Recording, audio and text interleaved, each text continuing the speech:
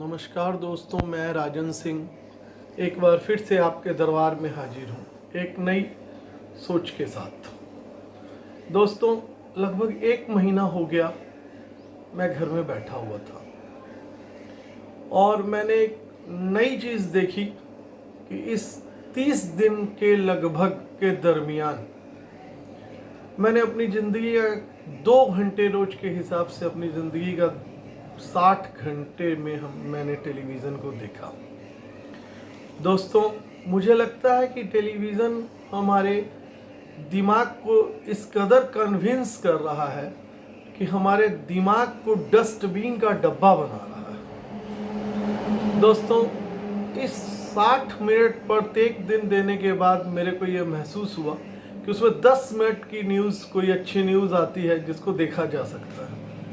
अन्यथा आप कोई भी सीरियल ले लें, वो रिश्ते में एक नई परिभाषा कर रहा है कि रिश्तेदार के पूरे बात को यू रिश्तादार यानी कि रिश्तेदार को दरार में कन्वर्ट कर रहा है।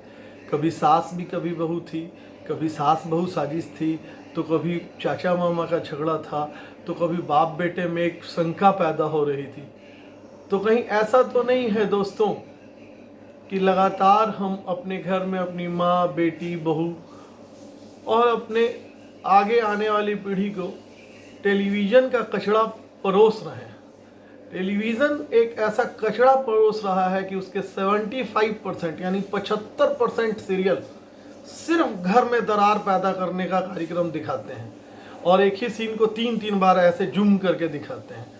तो जिससे कि जो उसको देख रहा होता है, अगर उसको माँ देख रही है, बेटी देख रही है, बहू देख रही है, उसका बेटा देख रहा है, तो वो उसको उसमें धीरे धीरे अपने आप को कन्वर्ट कर लेता है।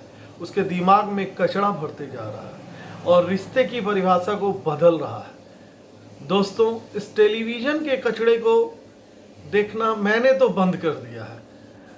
मेरा ये रिक्वेस्ट है कि आप भी बहुत सावधानी पूर्वक देखें कि आखिर इस 30 दिन हम लोग घर में बैठे हुए हैं, इस 30 दिन में एक भी ऐसा बेहतर सीरियल हमको नहीं नज़र आया 10% को छोड़ के जिसको देखा जा सके। दोस्तों, टेलीविज़न इस बात के लिए बना था कि कुछ अच्छा हम लोग के आगे परोसेगा, लेकिन वो तो रिश्तेदारियों को ही ख़त्म कर रहा है। इससे घबरा कर, इससे डर कर मैंने आपको ये वीडियो एक भेजा है।